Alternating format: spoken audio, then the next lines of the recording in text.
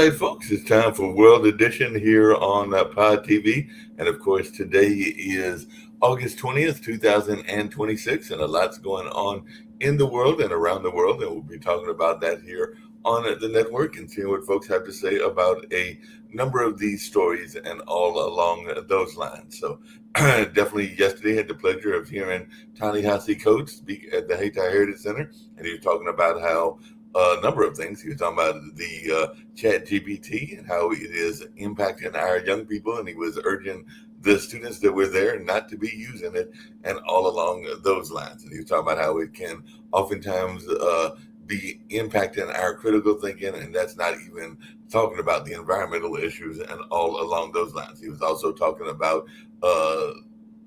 his visit to, I believe it was Senegal, as well as South Carolina, where his book had been banned. And he wanted to know why it was being banned. So he actually went to the hearing where they were doing stuff around that, and also his trip to Palestine, where apparently he said they have a two-tiered license system in the West Bank, one for the Palestinians and one for the Israeli settlers. And he said that the settlements are more like suburbs and all along those lines. And he's also talking about the incarceration rate and the conviction rate, more of the conviction rate for the Palestinians and all along those lines. And he's talking about how a lot of times we don't think about how complicit we are in some of the things that go on in the world, such as what goes on in Israel and other places, because he was talking about how a lot of the bombs being dropped on people are actually American made. So even though we might not think we're being complicit, in some ways we are, and all in that way. So it was an interesting conversation, an interesting talk, and I might be telling more about it in other situations, because I think that one of the moderators might be a guest on my online dinner party on this coming Wednesday, and all along those lines. But Russian missiles killed at least 15 in Kyiv as air defenses dwindle. So huge Russian strikes on Kyiv leave 16 dead as attacks spill over to Romanian and Moldovan territory. So that's something that folks are talking about as well. EU's von der Leyen warns of escalating campaign of threats as Romania destroys naval drone. And United Arab Emirates suspends all trade with Iran. That's right there, suspending all trade with Iran and all along those lines. So Iran loses key economic lifeline in Middle East that Trump's sanctions couldn't reach as deadlock persists. So Trump's plan to squeeze Iran's economy will live or die in Dubai, is what is being reported by the Wall Street Journal. And UAE's financial embargo on Iran after missile threat puts rivalry back into the spotlight. And Mikhailo Fedorov on Zelensky. So defense minister dismissed by Zelensky demands elections in Ukraine. So call for war times in Ukraine piles pressure on Zelensky when he least needs it. Kremlin says ousted Ukrainian ministers call for election shows split in Kyiv.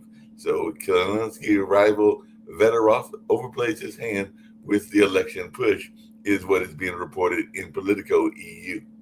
NATO jet shoots down explosive-laden drone meters from Black Sea gas project. So definitely lots going on in the Middle East. And a melting Swiss glacier reveals remains of two Belgian mountaineers that had been missing some 34 years. So the bodies of the climbers who vanished 34 years ago were found on a melting glacier in the Swiss Alps. So they disappeared some more than 3 decades ago in the Swiss Alps, but they were discovered after the glacier melted. So that's something that folks are talking about in Europe. And the Nazi shipwrecks emerging from the Danube. So a historic boat emerges in Serbia as Europe's rivers run dry from drought and heat. So the famed century-old ship dubbed the Savia's Titanic emerges in Serbia as Europe's rivers run dry. So either because of glaciers melting or rivers running dry, there are some treasures being found, and all in that way. Trump's order to cut military exercises with South Korea carries a risk, is what experts are saying, according to the New York Times. So North Korea says South Korea's description of U.S. drills move shows uneasiness and impatience. Trump wants South Korea to defend itself. His overture to Kim Jong-un could delay that. So we'll see how this all plays out as well. Aaron Patterson appeal, mushroom killer must stay in jail forever for their quote unquote truly dreadful crime, is what folks are saying.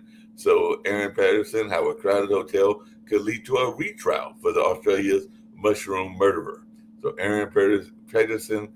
Patterson appeals three murder convictions in Australia over the death cap mushroom lunch, but it looks like that appeal is not going in her favor. So we'll see what happens in that regards as we continue to monitor that story. Israel and Turkey step up warnings over Syria after an air base bombing. Turkey says it will not fall into a trap set by Netanyahu in Syria. Israel warns Turkey against dangerous adventures in Syria, and Syrian officials say no plan to establish a Turkey military presence. Israel's probe of Hind Rajab killings. So, who was Hind Rajab, and why is Israel investigating her killing? Israeli military launches a criminal probe into the killing of a 5-year-old and the paramedic. So, Israel opens criminal investigation into the killing of this individual and the Gaza medical worker. So, Israel confirmed soldier fired at car in which Hind Rajab was killed and opens that criminal investigation. And Chinese Foreign Minister Wang Yi is visiting South Korea. So China urges South Korea not to take sides and blames U.S. policy for Korea tensions. South Korea seeks China's help as Trump pushes for a meeting with Kim. China considering a summit with Seoul in November, South Korean Foreign Ministry says. So it looks like there's definitely some diplomatic overtures going on in that part of the world as well. And missing hiker Lily Hooper was found after 8 days. So, missing teen hiker found dead in Australian bush after an 8-day search. So, this young lady was only 18 and was found dead after the family mistakenly told she was alive. So, from elation to terrible news in 10 minutes, how the confusion over the missing bushwalker Lily Hooper unfolded. And champagne growers race to preserve quality in a record early harvest. So they're having a record early harvest if you're hoping to get that growth in that space. And over 200,000 people newly displaced in Sudan's Kordofan as fighting rages. 200,000 newly displaced as fighting and floods intensified. So it definitely looks like a lot of people are being displaced in that part of Africa. And a triple crisis in South America. Earthquakes take a heavy toll in Colombia's impoverished and neglected area, and U.S. warns Americans to avoid vacation hotspots amid quake fallout and violent crime. Colombia declares an economic emergency, testing their fiscal pledges. So NGOs are warning of trafficking risks for children as well. And Pope Leo the 14th, the musical heritage of the church must be preserved. So sacred music is to glorify God and sanctify the faithful, is what the Pope was saying yesterday, and that was reported in the Vatican News. So definitely sacred music must be dignified, reflecting the mystery being celebrated, is what the Pope said. And gold mine collapse in Central African Republic kills dozens. So Central African Republic artisanal gold mine collapses, killing more than 100 in that part of Africa. And a Somali pirate menace returns as U.S.-Iran war stokes regional chaos and saps enforcement resources. So tanker boarded by 6 gunmen off of Yemen, and it looks like Somalia is reporting that pirates seized a commercial cargo ship some 3 days ago. So definitely a lot's going on in the world. I'm going to bring in Rick Rosner, see what he's got to say about a number of these things, as well as Sasha Starr. And we'll see others join us as well. Because I did see that Sharif was here at the beginning. It looks like Trump is still threatening to bomb Oman. And we'll also see what's going on. This is day 109 of gas national average being over $4 a gallon. Under second term Trump, he promised $2 a gallon gas. Personal bankruptcies. 500,000 people filed for bankruptcy in America last year, which is up 50% from 2022. As of June of this year, it's up another, bankruptcies are up another 12%. So Americans are under quite a bit of financial pressure. Well, they just said Treasury data is showing that the U.S. national debt now tops $40 trillion. So the debt has just hit $40 trillion. Yeah, so 29% of that happened under Trump. who's been president for less than 6 years. That means that $11.5 trillion of debt accumulated under Trump. Trump is very much a transactional person. We've talked about that here on the network. And like I was telling folks at the beginning, before you gentlemen got here, I saw Ta-Nehisi Coates at the cultural center that I work at, and he was doing a scathing indictment of Trump and very scathing. And that's one of the things he brought up was how much Trump money he had made off of cryptocurrency in terms of the billions that he has made off of his own money. Well, And when Trump makes billions off of crypto, the suckers lose billions. They lose a multiple of whatever Trump makes. Because when you pull money out of crypto, it collapses. Like if Trump goes to pull money out of a crypto scheme, confidence in that crypto product goes to zero, and so does the price. So it's only the early pullers. It's called a rug pull, and Trump has done that, and he's cost people billions of dollars. hey, Rick, I actually thought of you when I was listening to the speech. I listened to about maybe 75 or 80% of it and everything like that. Because one of the things that Mr. Coates said was that he is trying to do more reading of fictional books because when he gets online and he sees what people are saying to him on Twitter and other places, he has a tendency to get angry. And I know you made a similar statement. So his way of getting away from that is to read things that are of a fictional or a speculative nature that won't necessarily be I, fact I, based. I agree with Mr. Coates. You go on to Twitter, and Elon Musk, the world's richest man and the owner of Twitter, is more and more uh, proudly a white supremacist. Today, he was calling for Derek Chauvin, the cop who knelt on George Floyd's neck for 9.5 minutes, killing the man. He called for Derek Chauvin to be released. Wow. And there's Musk has turned X, Twitter, into a haven for crazy, terrible people. And apparently there's a rise because I know when I was talking to one of our founders, Kimberly, there's been a rise in hangings. Now, some of these hangings are suspicious and they've been called suicides and other things. But then some people are wondering, is this a rise of racial hatred as well? So there is some conflicting reports as to the nature of these hangings that have been taking place in various parts of the country and all along those lines. So it'll be interesting to see if we're seeing a rise in racism or not. What you're saying is sometimes people are found hanging from trees, but and some of these people are black, but and sometimes these are ruled suicides. I would say often, but and it makes you wonder because for all during the 20th century, especially the first half of the 20th century, that was a popular way of for white people to kill black people. but exactly. So that's why it's raising some speculations even on social media and all along those lines.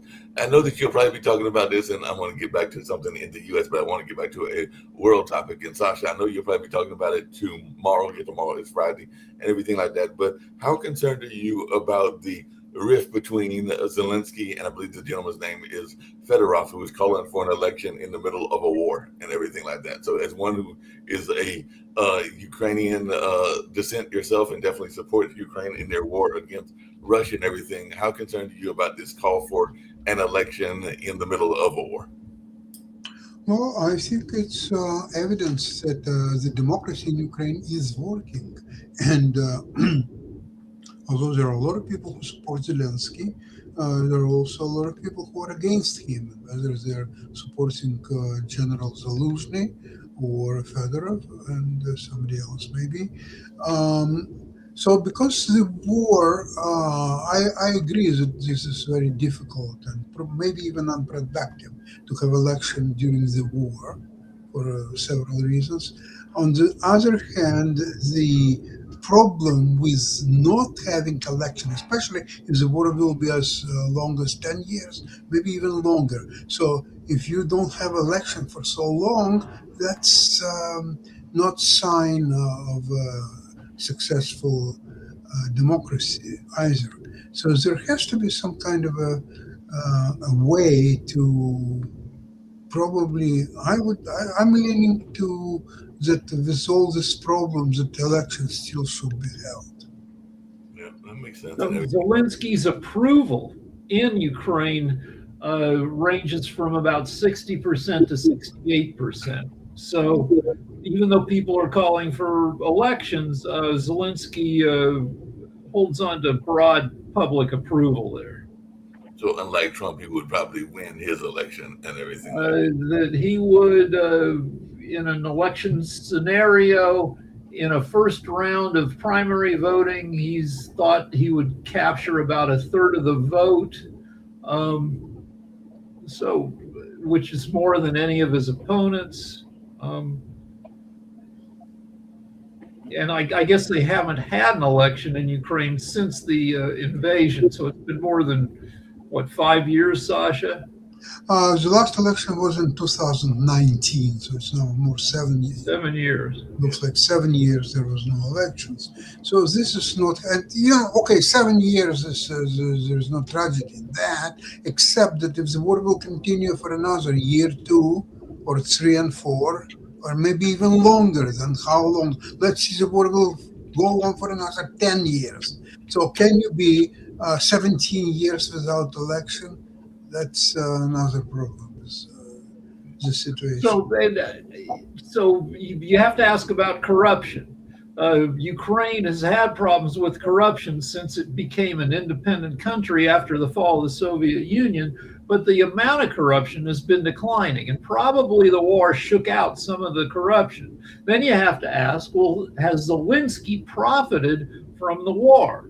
And he has not, according to AI, that his family earnings dropped under the invasion. He hasn't been a war profiteer. He was rich as a TV star, a movie star, and a producer before he became president. So he doesn't have a need to, unlike some guys, Trump, to use his position to glom a bunch of money.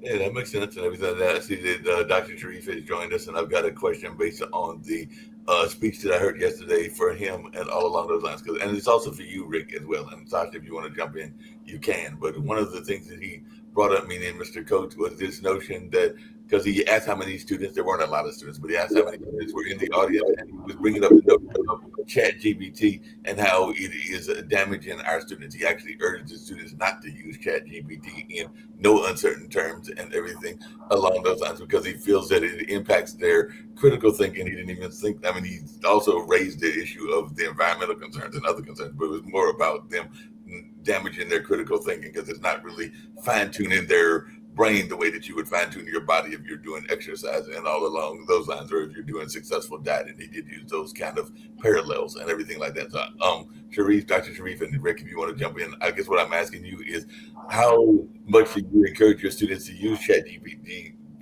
or do you try to get them away from that particular platform? Because I know that you are involved in the college space as well.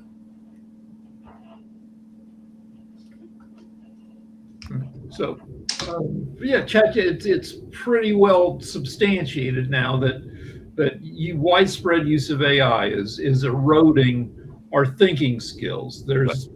I keep bringing up the Flynn effect, which was that the average IQ of the entire planet, the average IQ of every person on the planet, went up 15 points in the second half of the 20th century.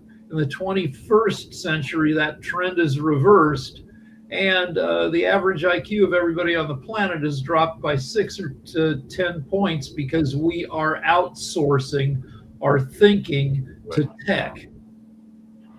And that was the argument he was making, is that we're outsourcing our thinking, and what would that look like in several generations from now and everything like that? Will we be in control of what we've outsourced and all along those lines? No, AI will play an increasingly large role in how we go about managing our lives. because the other thing that he brought up that was interesting was that most of the founders of the large tech companies, and you mentioned Elon Musk, and I can say the same thing about Mark Zuckerberg and a number of others, they actually discourage their own offsprings from using the platform that they are trying to get everybody else in the world to use. So they actually, if you read some of their writings, they actually discourage some of their people from using the platforms that they are urging everybody else to use. Yeah, okay. And Meta is currently there's a case going on right now where Meta is being sued for being addictive Right. to teens. Yeah. So, and it is. It's addictive to me. And, and I don't even have to worry about popularity. I mean, if you're a teen, uh, a lot of teens are worried about the approval of their peers and about popularity. And going on social media is a way to constantly check on what people think about you. Yeah, that Um, makes sense. It just really quickly, Sasha, I'm coming back to world stuff and all along those lines. I know because Jimmy Fallon even brought it up, but apparently there are overtures from President Trump out to this whole notion of Kim Jong Un, even though Kim Jong Un's powerful sister says she is completely unaware if he contacted Trump. But what is our thought about this notion of Trump going and trying to meet with some of the Korean leaders that are known to be enemies of the West and everything like that? So apparently he's trying to rekindle his North Korea bromance, according to Jimmy Fallon and others as well. But what is your take on this relationship between Trump and Kim Jong Un? Actually, I agree with a number of political commentators who are saying not try to find any logic in whatever Trump is doing or saying or thinking about. He is there to amuse himself only, and he does things just for the hell of doing things and to piss off as many people as possible. That's all there is to it. There is no strategy. There is nothing really to figure out. Oh my God, what a brilliant thinker. Look at how he figured out this and that or so on. It's nothing. It's just uh, trying to make upset as many people as possible, keep his name in the news. That's all there is to it. Nothing more, nothing Plus, less. he's desperate because he's likely going to lose control of the House. Yeah, And he's trying everything. Getting Kim Jong Un to give up nukes would be a great victory. It's not going to happen, but he's going to try everything. Like in a chase movie, you see in a chase movie somebody being chased by the cops or bad guys tries to pull down, like throw a bunch of furniture behind him to trip up the people chasing. That's Trump right now. He's being chased by failure, and he's trying to throw a bunch of. Today, he had the White House release a false study showing that 24,000 non-citizens voted in the 2020 election. A complete like garbage analysis that's been disproven many times. He's just going to keep throwing out crap. Speaking of throwing out crap and all along those lines, and this is for everybody on the panel, if you were advising the Democratic candidates, because right now there is this split between the established Democrats and the Democratic Socialists, but if you were advising the Democratic candidates in terms of what they should be doing between now and November when the midterms will be held, what advice would you give them? So, what advice would you give? Ronald Reagan asked a famous question when he was, I guess, running against Jimmy Carter. Are you better off now than you were 4 years ago? That's what the Democrats should be asking. Are you better off now than you were 2 years ago? Are you paying lower prices than you were? Is your job more secure? And just ignore the culture war crap and just say Republicans are bad for your wallet, for your economic security. They don't know what they're doing. When they do anything, it is a tax cut for the most wealthy Americans. What about you, Sasha? What advice would you give to the Democrats if you were going to be down here in the U.S. and giving advice? I think, as I said before, I think economic inequality. I think this is a very powerful message, and not only for Democrats but for independents as well. And it's resulting from action of the president and his cabinet, who are making this inequality even more so in all the last year and a half, whatever. And I think this is very powerful message. Yeah, I'm not saying that it has to be the only message, but it's almost unbeatable trump card. Yeah, It's almost unbeatable. What can you retort to this position of a horrible economic inequality, which just keeps growing? Now the problem also is with already exceeding the debt of the United States, now well over $40 trillion. What does it mean? It means that it requires more funds to service these debts because the interest rates are coming higher and higher. So there will be it's almost like a cascade. The mortgages will be more expensive, the loans will be more expensive, refinancing of the companies will be more expensive. So it's kind of an on and on and on, never ending situation where which will lead to great economic. Mm, wouldn't say collapse. Eventually, it will be collapse, but it's not going to happen right away. But the standard of living will go substantially lower. yeah, that makes a lot of sense and everything like that. So it looks like a lot of the Republicans that are right leaning are losing in a lot of places that people were not expecting to lose. Because I was seeing that right here, the Wyoming Freedom Caucus just lost their House majority in a GOP primary. So even in places like Wyoming, the Freedom Caucus apparently is having a brutal primary run and everything like that. So it does look like a lot of people are backlashing against Project 2025 and a lot of the initiatives that were out there and everything like that. But one of the issues that's coming up a lot in a lot of elections, including some here in North Carolina, is the whole issue around data centers, and that's impacting what people are thinking about from an environmental standpoint in the races in a variety of states. I think it's impacting Michigan, it's definitely impacting North Carolina. So, what is our take on the importance of data centers in this current election? It's part of the economic landscape that billionaires who own AI companies are using their clout to impose data centers on people who don't really want the noise and pollution and the increased energy and water costs that go along with freaking data centers.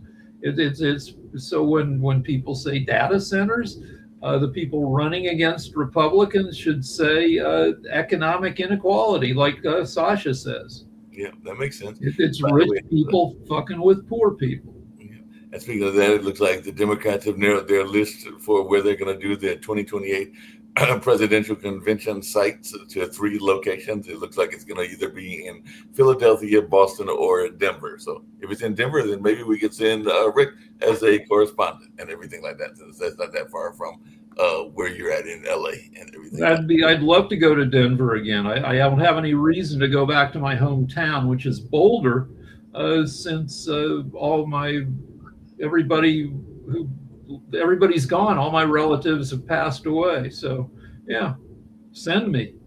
I'll have to talk to Kim and them, and maybe you can report if that becomes one of the three places that if that becomes the place that they choose. That's the word I was trying to say. Okay. You mentioned before Ken Paxton, and apparently Ken Paxton is back in the news because there's a curious case of the missing $1,000 pen, and a group has named Ken Paxton among its most corrupt politicians of 2026. I'm thinking Trump's got to be on that list as well, but apparently there's this whole case of Ken Paxton and what he's all about. So, what is our thoughts around Ken Paxton and how The did he? pen, it was a $1,000 Mont Blanc pen, and he is seen stealing it on video. But I mean, that's the least of his corruption. The guy has a government salary of $154,000 a year, yet somehow he's managed to buy 15 homes with a total value of $9 million. He was impeached by the Republican state legislature of Texas. He used some legal hocus pocus to get out of it, but he settled charges of securities fraud and had to return $300,000 to his victims. His wife is divorcing him after decades of serial adultery. While he was supposed to be campaigning for senator, he was over in London with his mistress. He's a piece of shit. He's terrible, and it will test whether the voters of Texas have any integrity at all. It's definitely going to test their integrity and see what they're up to. In that regards, it looked like it was one of those political action committees, or that was more liberal leaning, that named him that kind of title of being the most corrupt. And I didn't see any of the other names because this particular article was just about Ken Paxton and everything along those lines. But I think it was in United. In Well, Citizen I mean, United. it's a crazy contrast because on the one hand, you have Paxton, who's been corrupt for decades. He running against a guy who is going to seminary school to study to be a pastor, a clean guy, and because the Republicans have nothing else, they call him a pussy. They say, he's a vegan. He's not. They say his girlfriend is fake. There's no evidence of that. So, they, all the Republicans have, sorry to use a politically incorrect term, all they have is calling Tallarico, who seems to be a good man, all they have is calling him a fag, which is just the modern Republican Party is the worst major political party in the U.S. since the Civil War. They are empty of values. Well, speaking of values and all along those lines, one thing that I was curious and I want to hear y'all's thoughts around this is apparently church membership is down. Part of that is because of folks able to watch it from home and all along those lines. And also there has been an Asian population, as you've brought up a couple of times, Rick, and all along those lines. But I know historically speaking, the church was an important political landscape, whether that was in the civil rights struggle or whether that was as a place to mobilize votes. And it's still a place that a lot of votes are mobilized. But I just wondering, how important do you think it is for churches to be involved in the political structure? Because they were been disastrous. It's 50 years ago. The Republican strategists just developed this. They learned how to mobilize religious voters using issues like abortion. And they've made evangelicals. They made tens of millions of evangelicals into hypocrites, and people are leaving organized churches, especially young people, because they look at churchgoers, so-called Christians, who don't embrace the values of Jesus Christ, which was loving thy neighbor. And Jatovi, you want to chime in?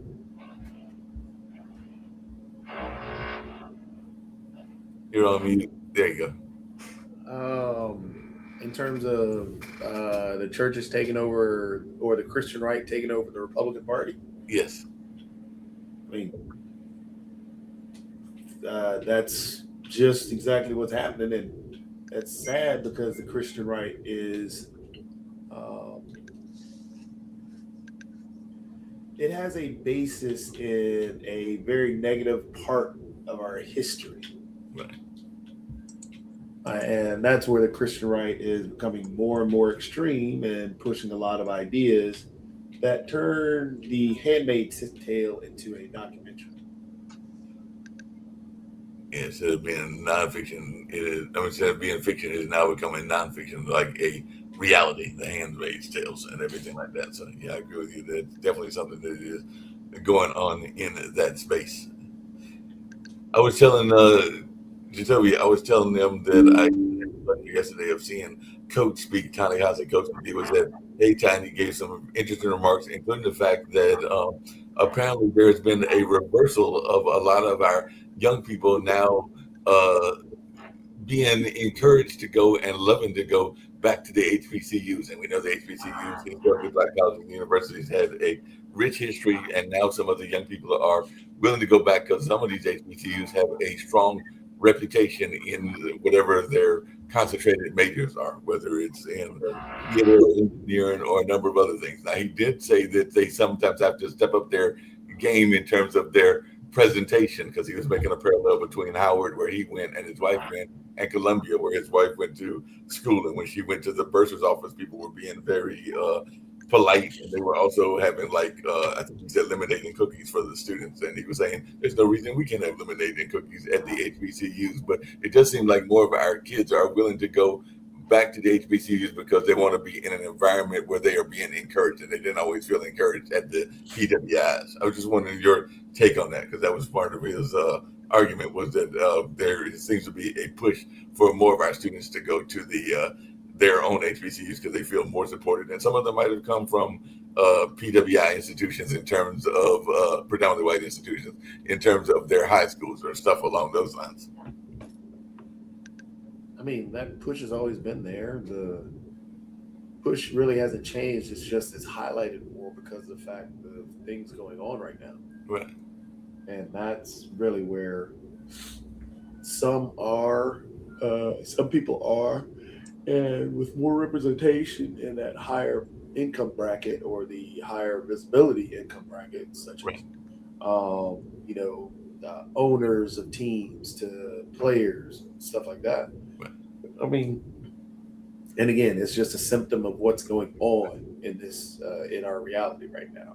And That's that's the what he problem. said. Because the other thing he said that I found interesting, and I don't know if you talked about it, Sasha, about what goes on in Israel, but he really broke it down in a lot of different ways. Because he said when he was in Palestine that he saw that there was two license plates. There was a license plate for the settlers, and there was a license plate for the Palestinians. And if you were a member of the settlement community, you might go the more direct way. If you were a member of the Palestinian community, you might go the more indirect way, because there are certain ways that you had to go based on checkpoints and all along those lines. He actually said that the settlements are not what we think of as settlements. They're more like rich suburbs and everything like that. But he also talked about the conviction rate, or the rate of conviction for those that are charged with crimes that might be of Palestinian descent. So it did seem like his argument was that in some ways there is a new form of Palestine, I mean, of apartheid going on in Israel, is what he was arguing, and everything like that. So I don't know that you've been to Israel, but he sounded like he's been there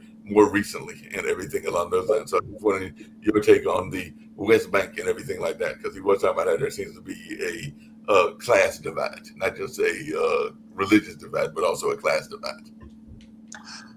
Mark, I believe that regardless what Israel will do or will not do, it will never get love from the neighbors and especially from outside the world. It's not going to happen. So, Israel, it's about time to stop being a nice guy and take over its own territories, whether it's a Gaza, whether it's a West Bank, it's Israel's territory. Take it over, manage it, and get the hell out all the people who live there.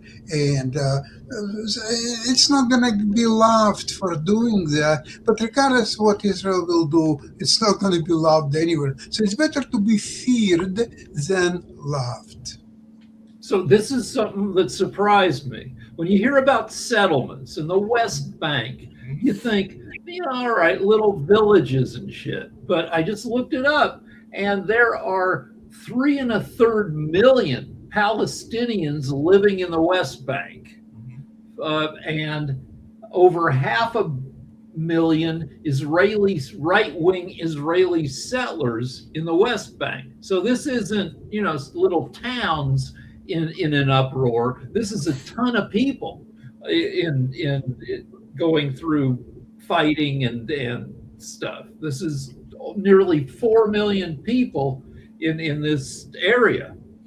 One of the other things, and I'm just using him as a reference just because, like I said, I just heard him like less than 24 hours ago and everything like that. But one of the things that Coach brought up, and I'd love to hear y'all thoughts around this, and I see Steve has joined us as well, is how much we should be worried about our complacency in world conflict. Because he did bring up the notion that some of these places that are being bombed and everything like that, if we were to look at their where they were manufactured, like, you can look at a soap bottle or you can look at something else and see where it's manufactured, we would see that a lot of these things that are destroying a lot of territories were made in America. So in some ways we are complicit, whether we know we're complicit or not. So I just wanted your thoughts on this notion that some of the weapons that are being used, whether it's by us or by our enemies, are actually made in America. And should we be concerned about these global conflicts, knowing that we are in some All right, ways... here's the number. The United States supplies about 42% of all international major arms exports. We're the world's largest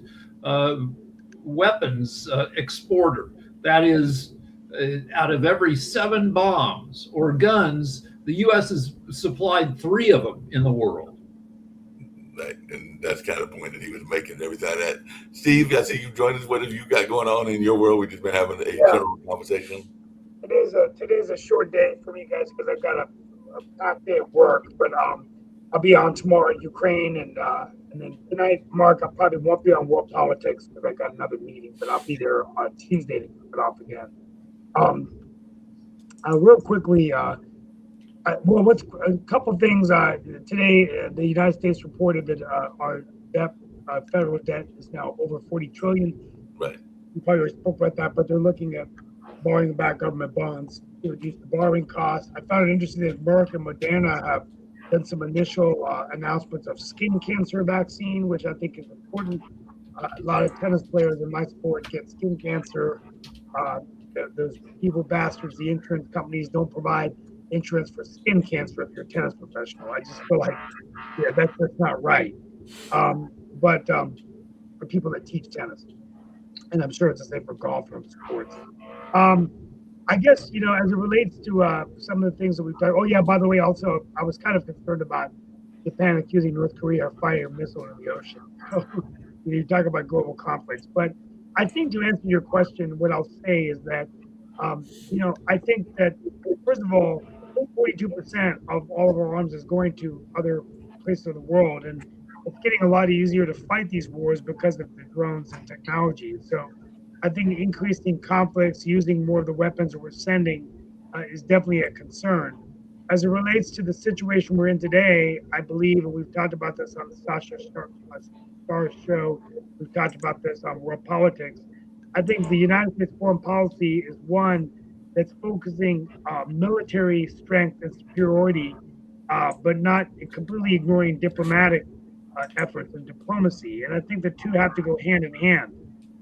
We are seeing today these wars in Ukraine affecting food supplies, supply chain disruptions in Iran, energy prices, oil prices. So these global conflicts affect us here at home. And I think it's important for us to understand that all of us benefit from a world where we're not going to agree on everything, but alliances are important. Alliances are important. NATO alliances, European alliances. Europe has helped Ukraine a lot. They've upped their efforts. The United States needs to continue to do so as we're fighting 2 wars now where we have the resources, particularly providing Ukraine more investment in Patriot missiles and defense and deterrence. So I hope that there's a path to ending both these wars. I hope that we have a new president in 2 years that will appreciate diplomatic power as well as military power, because to be a superpower, you need all 3. You need economic power, you need military power, and you need diplomatic power. Right now, I think the United States economic power is weakening. I think our China is a threat. They haven't fired a missile in the war, and they are investing in AI, investing in technology. And diplomatic, the report card, I think we're failing in diplomacy. But we're getting an A+ in military, pulverizing nations with weapons and fighting wars that we shouldn't be fighting.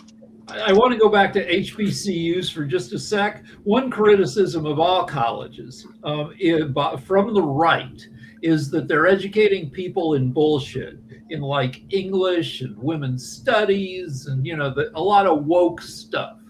And the response to that is F off. The universities are educating people in STEM, science, engineering, mathematics, which has made the U.S. STEM education has made the U.S. the number one tech nation since the end of World War II. So how are HBCUs doing at STEM?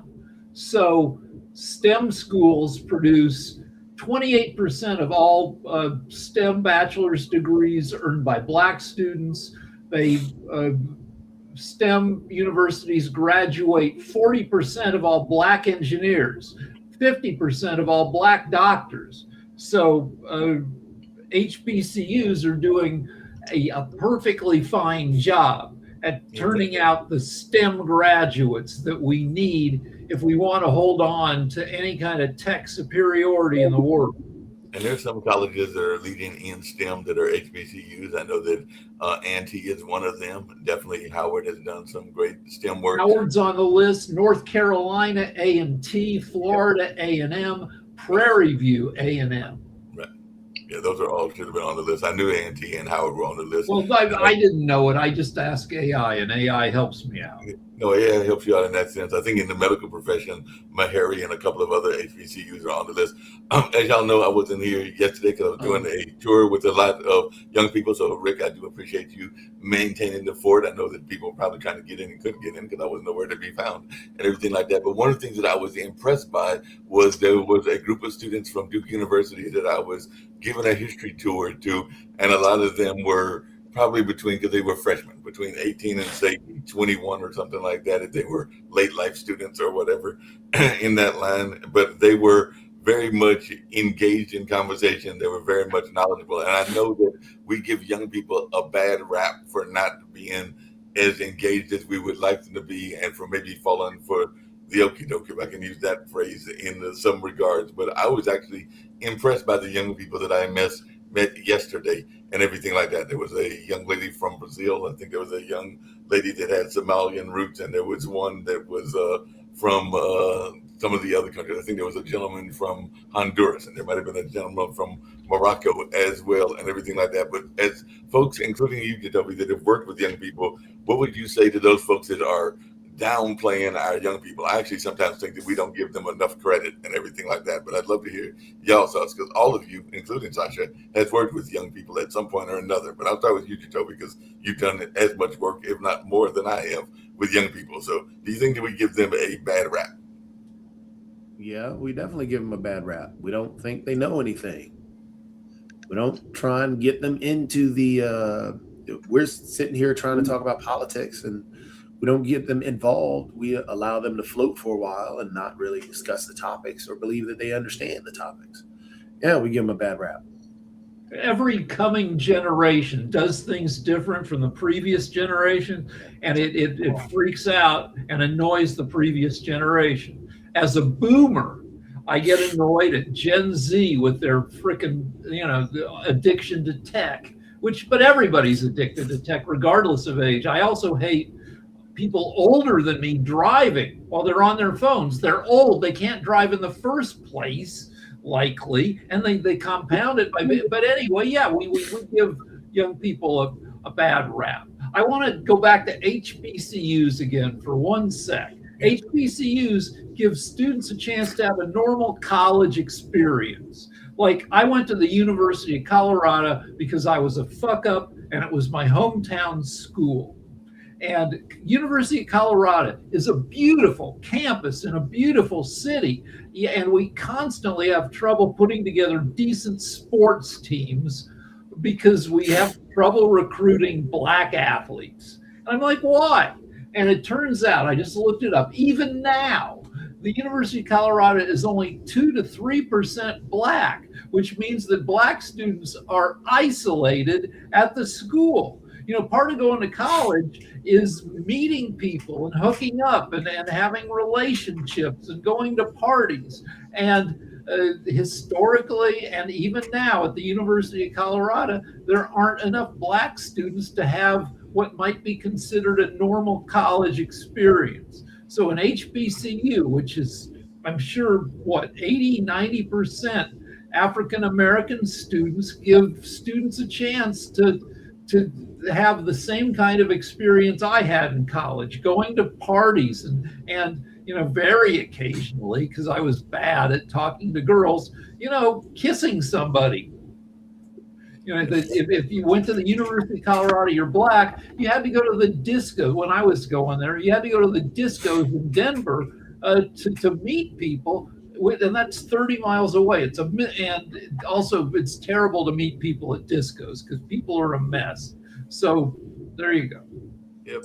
Hey, Steve, what are you looking forward to? I think you said you've got a niece in school and definitely you've got your own kids going to school. So what is your take on what you have learned about young people from your own young folks? If you've got young people in your life, like I said, I've got young people in my life. I've got my two nephews, the one that's going to UNCG. He's actually now taking classes and everything like that. And then his brother will be going to early college starting in about a week and everything like that. So what is your take on the young people that you've had the pleasure of working with and being in your own family?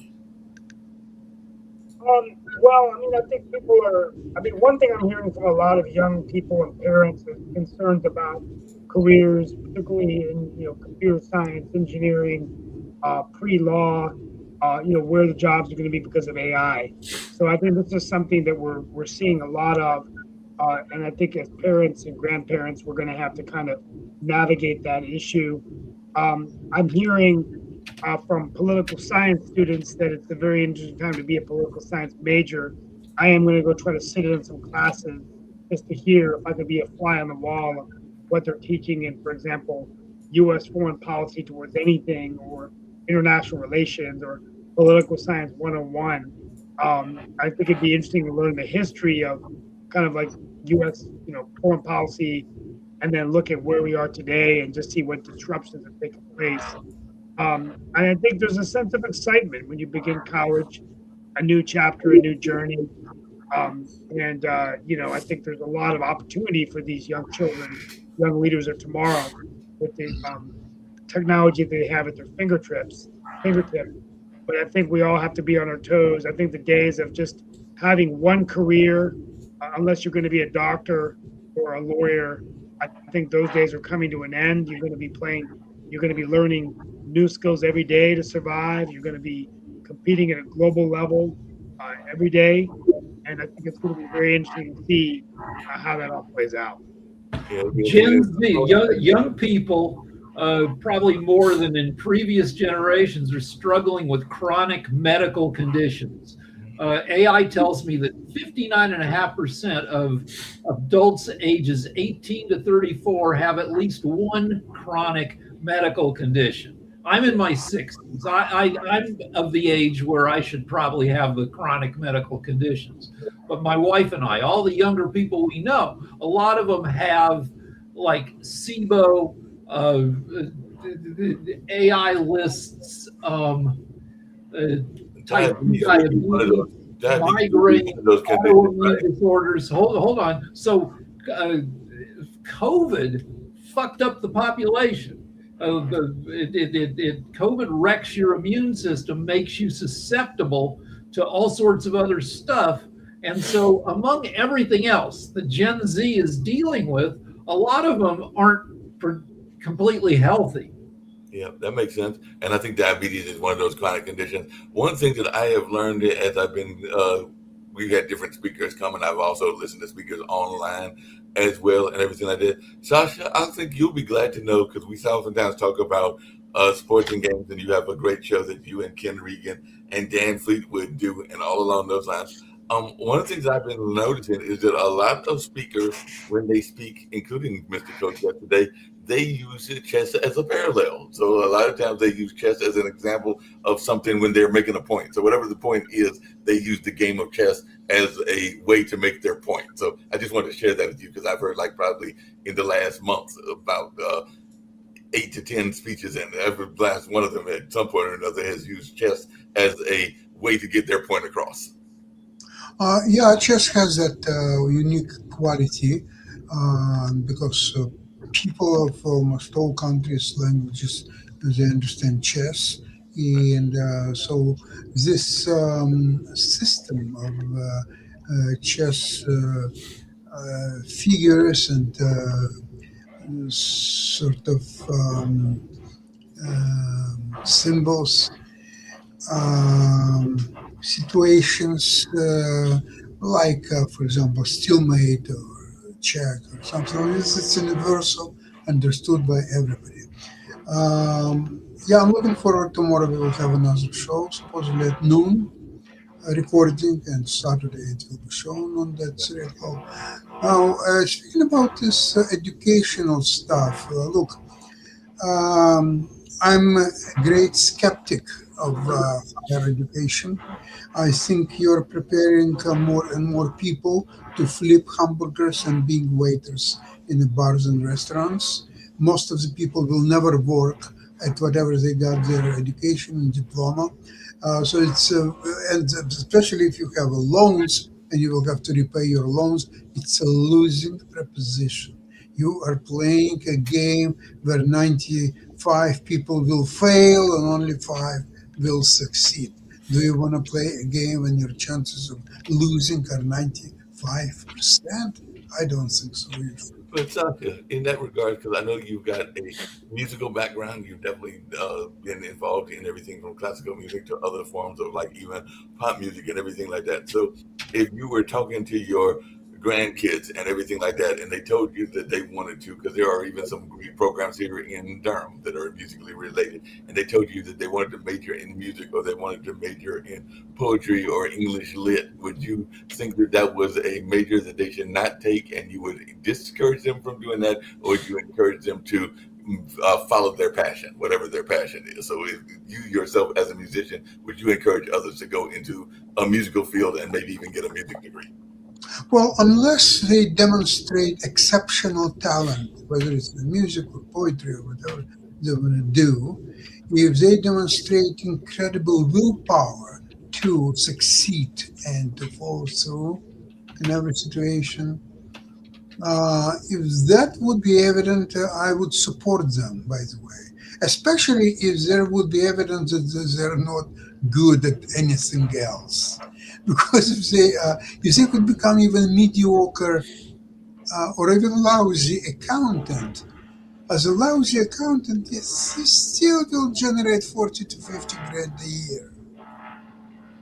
And a chance that you will improve and maybe in 10 years you will become mediocre or medium level accountant earning 75,000 a year. In music, there's no such thing. You can be very good at music, but depends on where you are, what type of music you are playing, what kind of demand for that music is. You may earn zero for years, for 10 years, 20 years. So you have to be prepared to be unemployed, staying in food lines, and so on. And you can still succeed. You can still be a successful composer that will be recognized in maybe 35, 40 years from now. It's still possible. So good luck. Go for it. It makes sense, everything. Steve, I'm gonna give you the closing words and everything like that. But one of the things that was brought up when I was hearing a couple of speakers was this notion of people being courageous and everything like that. And I think sometimes we don't talk about the ability to be courageous and the need to be courageous, because even our journalists have to be courageous if they're going to take a stand and report on things that may not be overly popular, and even if they're willing to go up against somebody like Trump and everything like that, because we know that he's definitely not been a friend of journalism and all along those lines. So I don't know if you want to go into that topic in your closing remarks or just anything else as well, but I definitely thought that that was something that I've heard from a couple of folks, including your friend Ezra Klein, and everything along those lines, that our folks have to be courageous and definitely be willing to take a stand, even if it might mean that they are hurt in their career. Because sometimes you might be going against your boss because your boss might be in the pocket of whoever is in control and everything like that. So I just wanted your thoughts around the notion of being courageous.